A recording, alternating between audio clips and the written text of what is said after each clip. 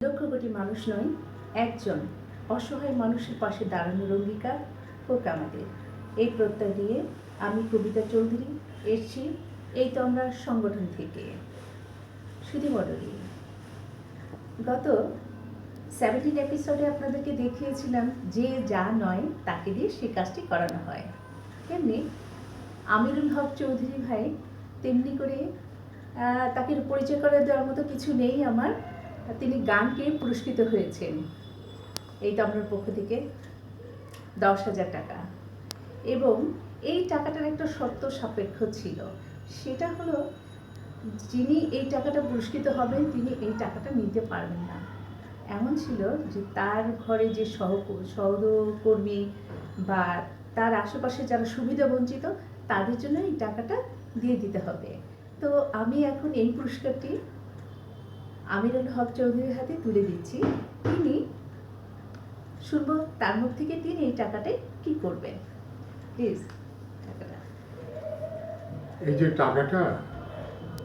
টাকাটা এই তো আমরা সংগঠন থেকে সুবিধা বঞ্চিত মানুষদেরকে দেওয়ার জন্য আমরা এইভাবে একটি ফরম্যাট তৈরি করেছি যে এইভাবে আমরা দেব সুবিধা বঞ্চিত মানুষদেরকে।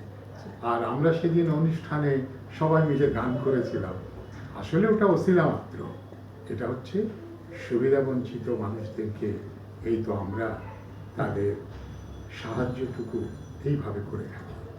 আমরা এই টাকাটা আমার এখানে আমাদের যারা কাজ করেন, সহযোগিতা করেন, আমাদের নিচে দারোয়ান ভাইয়েরা আছে, আমাদের বাসায় কাজের মেয়েরা আছে, এরা তো জীবনে কষ্ট করে, অনেক কষ্ট এদের।